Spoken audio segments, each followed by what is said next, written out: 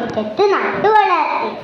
ഒരു ദിവസം ആമിനത്താത്തയുടെ വെളുത്ത സുന്ദരിയായ ആട്ടിൻകുട്ടി തെങ്ങുതൈ കണ്ടു. മൂപ്പരതിന്റെ കുമ്പ് കടിച്ചു പറിച്ചു തിന്നു. കഷ്ടം! അപ്പുറത്തിരുന്നൊരാൾ ഇതെല്ലാം കാണുന്നുണ്ടായിരുന്നു. ആരെന്നറിയാമോ? ശേഖരേട്ടന്റെ തടിച്ചു കൊഴുത്ത പാണ്ടൻ നായ. കണ്ണു മേച്ചുകൊണ്ട് ഒറ്റ ചാട്ടം. ആട്ടിൻകുട്ടിയുടെ കഴുത്തിൽ ഒറ്റ കടി.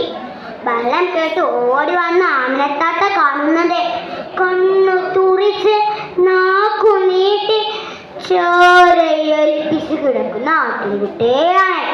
അവർക്ക് ആ കാഴ്ച സഹിക്കാൻ കഴിഞ്ഞില്ല. എന്റെ അല്ല, ഈ ആട്ടിൻകുട്ടിയെ കൊന്ന ഈ നാന്റെ തലയിൽ ഇടിച്ചേറിയട്ടെ അവർ നെഞ്ചത്തടിച്ചു പ്രാകി. അത് കേട്ടപ്പോൾ ജാനുവേട്ടത്തേക്ക് സഹിച്ചില്ല. സ്വന്തം മോനെ പോലെ പോറ്റുന്ന നായയല്ലേ, അവരും എന്തൊക്കെയോ വിളിച്ചു കൂവി. അത് കേട്ട് ആളുകൾ ഓടിക്കൂടി ആമിനത്താത്തയെയും ജാനുവേട്ടത്തെയും ശത്രുക്കളാക്കി. നേരെ കണ്ടാൽ പോലും വേണ്ടില്ല. അസൂയക്കാർ മൊയ്തുക്കയോട് പറഞ്ഞു, എന്തിനാ മൊയ്തുക്ക നിങ്ങൾ ഇങ്ങനെ കിടന്ന് കഷ്ടപ്പെടുന്നത്? പാറമട വിറ്റാൽ എത്ര രൂപ കിട്ടുമെന്ന് അറിയാമോ? സുഖമായിട്ട് മോളെ